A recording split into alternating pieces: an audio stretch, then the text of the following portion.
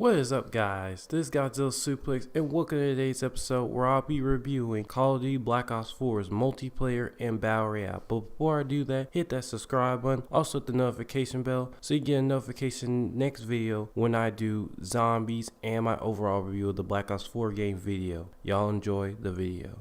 We all know, ever since Black Ops 4 was announced, that it has been marred in controversy and it has not gotten any better. They were criticizing the Battle Royale, they were criticizing the multiplayer, even though that was really justified, and they were making question marks about the zombies. But all through that, I think Black Ops 4 has come to a really solid state. And let me just start off with the gameplay, because it's really about this whole game. It's not how you start, it's how you finish. And I think ever since the Blackout beta, this game has really turned itself on its head, and now it's probably become one of the most positively written games on the internet. At first, people were down this. They were saying this is going to be the worst Black Ops game ever, but this game is now one of the top games, because I remember hearing a poll that this game was more hyped than Red Dead Redemption 2. Just think about that. Between the beta, the Blackout beta, and the announcement, this game was slaughtered throughout the media. And after that Blackout beta, the reception got so well that it was above Red Dead Redemption slightly. But that's even crazy to where it came from. It is now better than Red Dead Redemption. And that is just wholly crazy to me. And it's a testament to Treyarch's resiliency that they had to change it throughout the beta and make this a representable Black Ops game. But now let me get into the gameplay, because I know a lot of people were bothered by that stim pack jump. But truthfully to me, and the reason why I can't speak on that very well is because I played Blackout 90% of the time, like when I was playing the beta. So by the time I played the actual multiplayer in the game, I was so used to stim packing myself that it was crazy. But that just feels so good to me that once you're in a gunfight, you could just instantly heal up. I mean, I know a lot of players find that cheap. Why can't you auto regen so you can be focusing on shooting? But just to me, just be able to stim pack yourself, because if you're auto regenerating, now I don't know how fast you auto regenerate, but I think you have a better chance of surviving now that you could just instantly stim pack your health back up. But other than that, the gameplay was really great. But one question I had to ask is, when you shoot somebody, the kill time seems a little too high. It just seems a little bit too high. Like, it takes too many shots to lower your opponent. But I guess it makes for a more balanced game, but just isn't as fun. Some of my friends, when we were playing multiplayer, we just lowered the health a little to make it really feel like a traditional Call of Duty game. But anyway, for online, I think this is a good balance.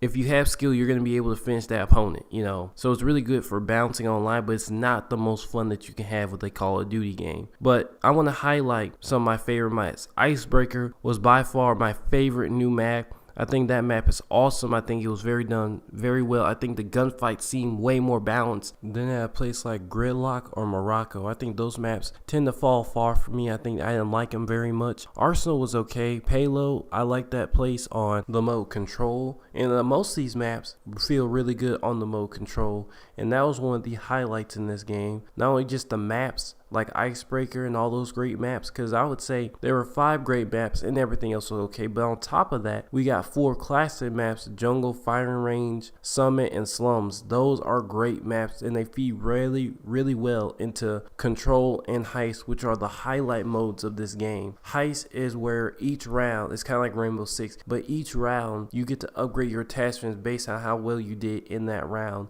And it is only 1 life, so you have to use it real carefully. But the way it works, it just flows really well. And for those really competitive 1 life people who really want to be on the edge, this is such a great mode. I had so much fun playing this with my friends. But the highlight of this game is Control. Control is the best mode in the game. It mixes sort of Rainbow Six mechanics, that team-based play, with Call of Duty, and it works perfectly well. I think all the spots and maps they made very well into it, except for some, maybe 2 or 3. But Payload is one of the best maps to play it on. It is so great to play Control on that map, and Control just fits in everything so well that it really boosts the multiplayer. But I do have some gripes, and that is that it sort of all feels samey. Like, the highlight highlight really in this game is the former previous maps that they're bringing back from the other Black Ops games. They don't really feature the newer maps, and I think not only that's kind of a problem, but it just seems like those newer maps aren't as interesting as the old ones. Yeah, we got the 4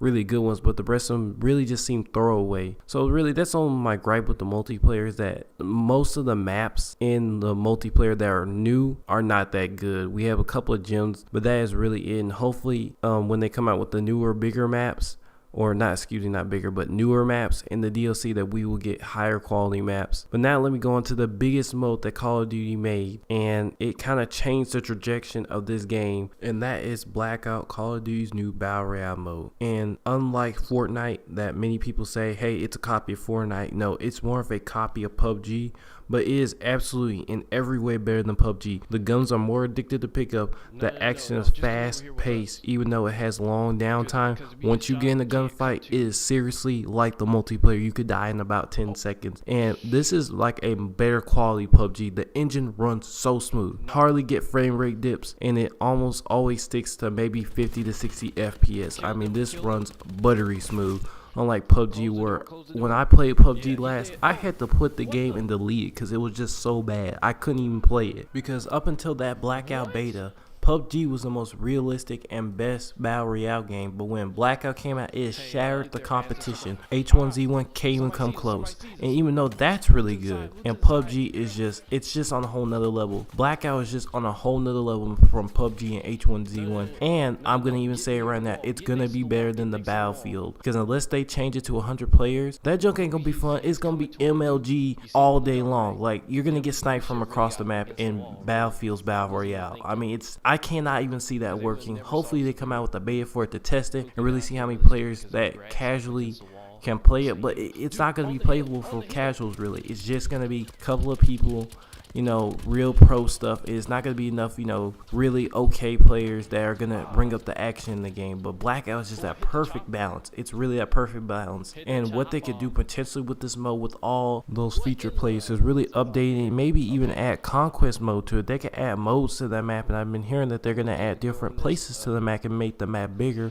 to house more players. So things are really looking up for this particular mode. But if I had to give a rating to the multiplayer, I would have to say an 8 out of 10. They really could have went all out, but I think they scrapped it at the end and just went with the casual Black Ops 2 style, and they had to reinvent some maps, you know, some of those older maps. I wish it would have been 12 on top of those maps, you know, that would have been really better, and they could have more quality maps, but you know, that's still okay, and it's still a majority win for Call of Duty Black Ops 4. But the Blackout is just a solid 10 out of 10. It's the second best battle royale here next to Fortnite.